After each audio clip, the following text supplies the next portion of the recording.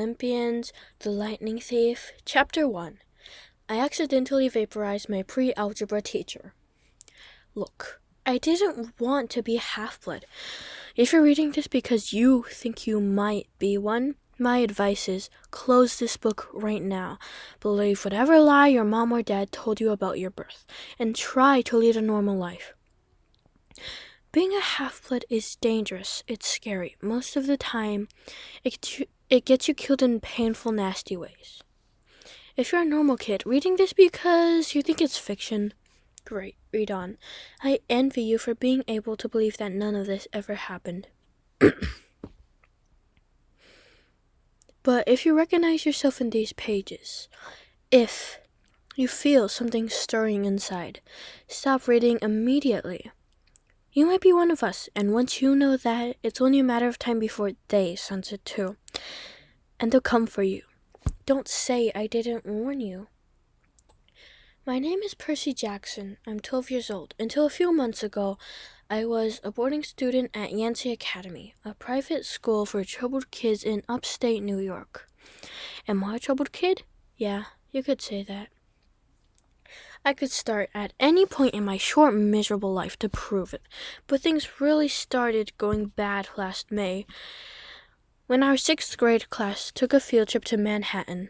28 mental case kids and 2 teachers on a yellow school bus, heading to the Metropolitan Museum of Art to look at ancient Greek and Roman stuff.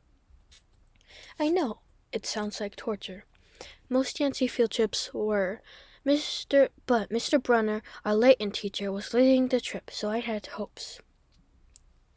Mr. Brunner was this middle-aged guy in a motorized wheelchair. He had thinning hair and a scruffy beard and a frayed tweed jacket, which always smelled like coffee. You wouldn't think he'd be cool, but he told stories and joked and let us play games in class. He also had this awesome collection of Roman armor and weapons, so he was the only teacher whose class didn't put me to sleep. I hoped the trip would be okay. At least I hoped for once that I wouldn't get in trouble. Boy, was I wrong. See, bad things happened to me on field trips. Like at my 5th grade school, when we went to the Saratoga battlefield, I had this accident with a Revolutionary War cannon. I wasn't aiming for the school bus, but of course, I got expelled anyway.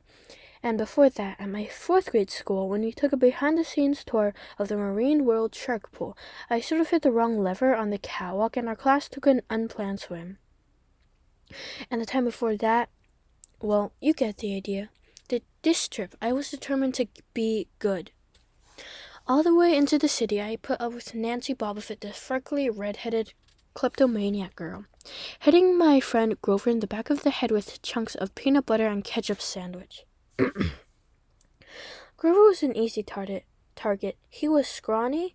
He cried when he got frustrated. He must have been held back several grades because he was the only 6th grader with acne and the start of a wispy beard on his chin. On top of all that, he was crippled. He had a note excusing him from PE for the rest of his life because he had some kind of muscular disease in his legs. He walked funny, like every step hurt him. But don't let that fool you. You should have seen him run when it was enchilada day in the cafeteria. Anyway, Nancy Bobbitt was throwing wads of sandwich that stuck in his curly brown hair, and she knew I couldn't do anything back to her because I was already on probation.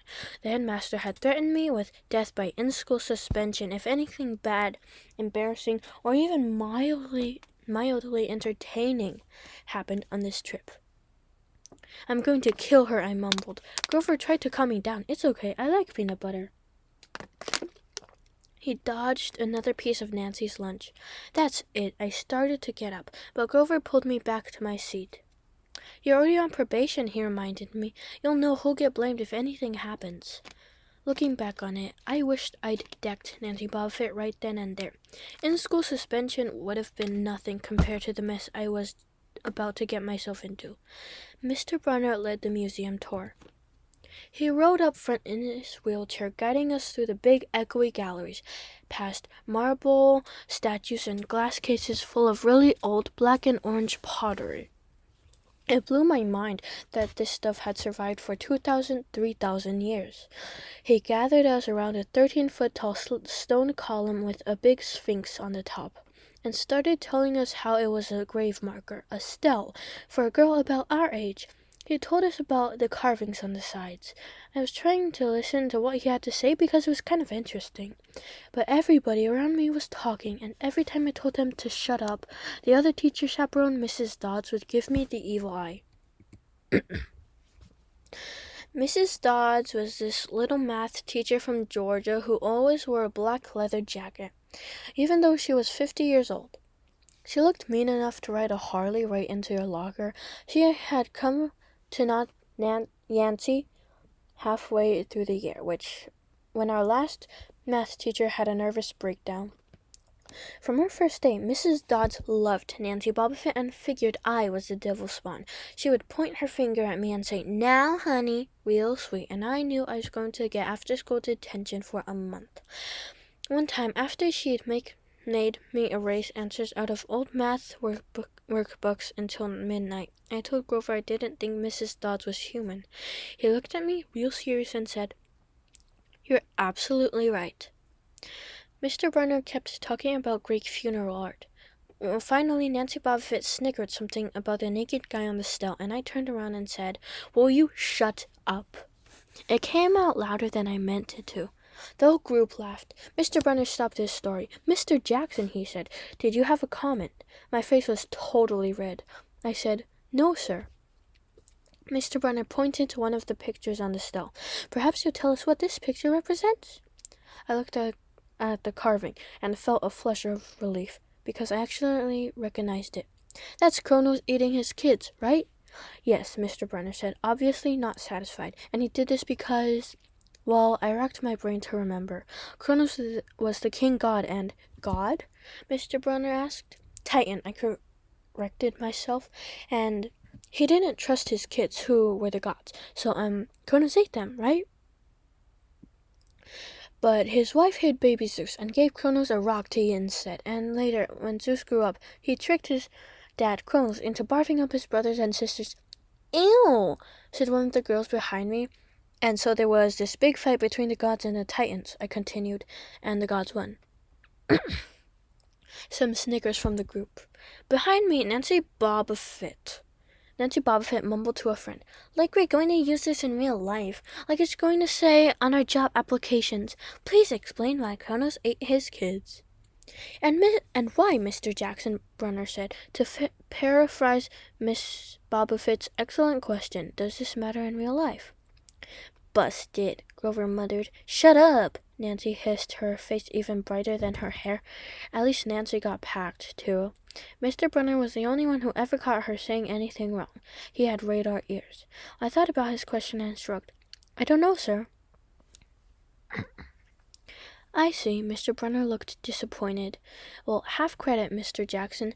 Zeus did feed Kronos a mixture of mustard and wine, which made him disgorge his other 5 children, who, of course, being immortal gods, had been living and growing up completely undigested in the Titan's stomach. And the gods defeated their father, sliced him to pieces with his own scythe, and scattered his remains in Tartarus, the darkest part of the underworld. On that happy note, it's time for lunch. Mrs. Dodds, would you lead us back outside?" The class drifted off, the girls holding their stomachs and the guys pushing each other around and acting like doofuses. Grover and I were about to follow when Mr. Brunner said, "Mr. Jackson." I knew that was coming. I told Grover to keep going. Then I turned toward Mr. Brunner. "Sir?" Mr. Brunner has this look in his eye that wouldn't let you go. Intense brown eyes that could have been 1,000 years old and had seen everything. "You must learn the answer to my question," Mr. Brunner told me. "About the Titans?" "About real life, and how your studies apply to it." "Oh, what you learn from me," he said, "is vitally important. I expect you to treat it as such. I will accept only the best from you, Percy Jackson." I wanted to get angry. This guy pushed me so hard. I mean, sure, it was kind of cool on tournament days when he dressed up in a suit of Roman armor and shouted, "What ho!" and challenged us, sword point against chalk. To run to the board and name every Greek and Roman person who had ever lived, and their mother and what god they worshipped. But Mr. Brunner expected me to be as good as everybody else. Despite the fact that I have dyslexia and attention deficit disorder, and I had never made above a C- in my life. No, he didn't expect me to be as good. He expected me to be better. And I just couldn't learn all those names and facts, much less spell them correctly. I mumbled something about trying harder, while Mr. Brunner took one long sad sigh of the cell, like he'd been at this girl's funeral. He told me to go inside and eat my lunch. The class gathered on the front steps of the museum, where we could watch the foot traffic along Fifth Avenue. Overhead, a huge storm was brewing, with clouds blacker than I'd ever seen over the city. I figured maybe it was global warming or something, because the weather all across New York State had been weird since Christmas. We'd had massive snowstorms, flooding, wildfires from lightning strikes. I wouldn't have been surprised if this was a hurricane blowing in. Nobody else seemed to notice. Some of the guys were pelting pigeons with Lunchables crackers. Nancy Bobbitt was trying to pickpocket something from a lady's purse. And, of course, Mrs. Dodds wasn't seeing a thing. Grover and I sat on the edge of the fountain, away from the others. We thought that maybe if we did that, everybody wouldn't know we were from that school. The school for loser freaks who couldn't make it elsewhere. Detention? Grover asked. Nah, I said, not from Brunner. I just wish he'd lay off me sometimes. I mean, I'm not a genius. Grover didn't say anything for a while. Then, when I thought he was going to give me some deep philosophical comment to make me feel better, he said, "Can I have your apple?" I didn't have much of an appetite, so I let him take it. I watched the stream of cabs going down Fifth Avenue, and I thought about my mom's apartment, only a little ways uptown from where we sat. I hadn't seen her since Christmas. I wanted so bad to jump in a taxi and head home. She'd hug me and be glad to see me, but she'd be disappointed too. She'd send me right back to Yancey, remind me that I had to try harder, even if this was my 6th school in the 6 years and I probably was going to be kicked out again. I wouldn't be able to stand that sad look she'd give me. Mr. Brunner parked his wheelchair at the base of the handicapped ramp. He ate celery while he read a paperback novel. A red umbrella stuck up from the back of his chair, making it look like a motorized cafe table. I was about to unwrap my sandwich when Nancy Bobbitt appeared in front of me with her ugly friends. I guess she'd gotten tired of stealing from the tourists and dumped her half-eaten lunch in Grover's lap. Oops. She grinned at me with her crooked teeth. Her freckles were orange, as if somebody had spray-painted her face with liquid Cheetos. I tried to stay cool. The school counselor had told me 1,000,000 times, count to 10, get control of your temper. But I was so mad, my mind went blank. A wave roared in my ears. I don't remember touching her, but the next thing I knew, Nancy was sitting on her butt in the fountain, screaming, "Percy pushed me." Mrs. Dodds materialized next to us. Some of the kids were whispering, "Did you see the water?" Like it grabbed her. I didn't know what they were talking about. All I knew was that I was in trouble again. As soon as Miss Dodds was sure poor little Nancy was okay, promising her to get a new shirt at the museum gift shop, etc., etc. Mrs. Dodds turned on me. There was a triumphant fire in her eyes, as if I'd done something she'd been waiting for all semester. "Now, honey," I know and grumbled, a month erasing workbooks. That wasn't the right thing to say. "Come with me," Mrs. Dodd said. "Wait," Grover yelped. "It was me. I pushed her." I stared at him, stunned. I couldn't believe he was trying to cover for me. Mrs. Dodd scared Grover to death. She glared at him so hard his whiskery chin trembled. "I don't think so, Mr. Underwood," she said. "But you will stay here." Grover looked at me desperately. "It's okay, man," I told him. "Thanks for trying." "Honey," Mrs. Dodd barked at me. "Now!" Dancy Boba Fett smirked. I gave her my deluxe "I'll kill you later" stare. Then I turned to Miss Dodds, but she wasn't there. She was standing at the museum entrance, way at the top of the steps, gesturing impatiently at me to come. How'd she get there so fast? I have moments like that a lot, when my brain falls asleep or something, and the next thing I know I've missed something.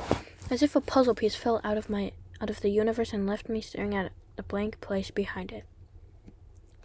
The school counselor told me this was part of the ADHD, my brain misinterpreting things.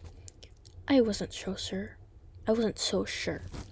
I went after Mrs. Dodds. Halfway up the steps, I glanced back at Grover. He was looking pale, cutting his eyes between me and Mr. Brunner like he wanted Mr. Brunner to notice what was going on. But Mr. Brunner was absorbed in his novel. Like he wanted Mr. Brunner to notice. I looked back up.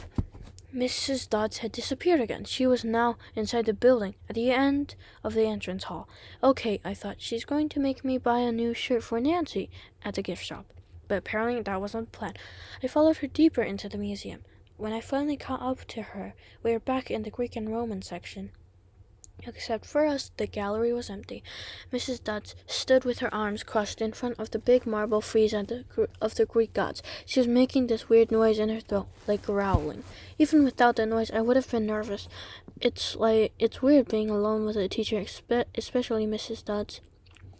Something about the way she looked at the frieze, as if she wanted to pulverize it. "You've been giving us problems, honey," she said. I did the safe thing. I said, "Yes, ma'am." She tugged on the cuffs of her leather jacket. "Did you really think you would get away with it?" The look in her eyes was beyond mad. It was evil. "She's a teacher," I thought nervously. "It's not like she's going to hurt me." I said, I'll try harder, ma'am." Thunder shook the building. "We are not fools, Percy Jackson," Mrs. Dodd said. "It was only a matter of time before we found you out. Confess, and you will suffer less pain." I didn't know what she was talking about. All I could think of was that the teachers must have found the illegal stash of candy I'd been selling out of my dorm room. Or maybe they'd realized I got my essay on Tom Sawyer from the internet without ever reading the book, and now they were going to take away my grade. Or worse, they were going to make me read the book. "Well," she demanded. "Ma'am, I don't." "Your time is up," she hissed. Then the weirdest thing happened. Her eyes began to glow like barbecue coals. Her fingers stretched, turning into talons. Her jacket melted into large leathery wings. She wasn't human. She was a shriveled hag with bat wings and claws and a mouth full of yellow fangs. And she was about to slice me to ribbons. Then things got even stranger. Mr. Brunner, who'd been out in front of the museum a minute before, wheeled his chair into the doorway of the gallery, holding a pen in his hand. "What ho, Percy!" he shouted, and tossed me the pen through the air. Mrs. Dodds lunged at me. With a yelp, I dodged and felt talons slash the air next to me. I snatched the ballpoint pen out of the air, but when it hit my hand, it wasn't a pen anymore. It was a sword. Mr. Brunner's bronze sword, which he always used on tournament day. Mrs. Dodd spun toward me with a murderous look in her eyes. My knees were jelly. My hands were shaking so bad I almost dropped the sword.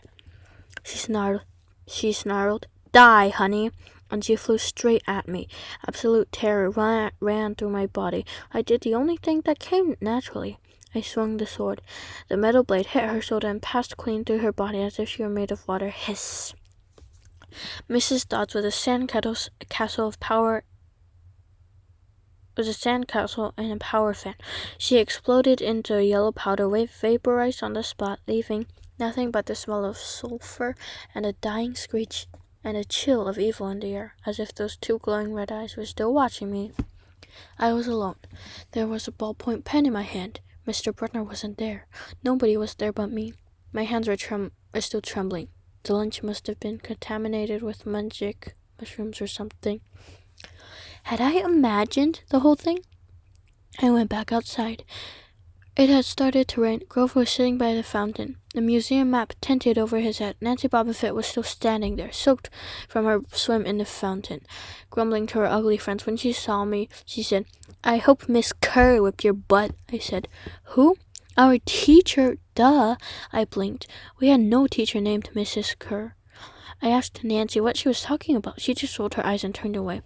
I asked Grover where Mrs. Dodds was. He said, "Who?" But he paused first, and he wouldn't look at me, so I thought he was messing with me. "Not funny, man," I said. I told him, "This is serious." Thunder boomed overhead. I saw Mr. Brunner sitting under his red umbrella, reading his book as if he'd never moved. I went over to him.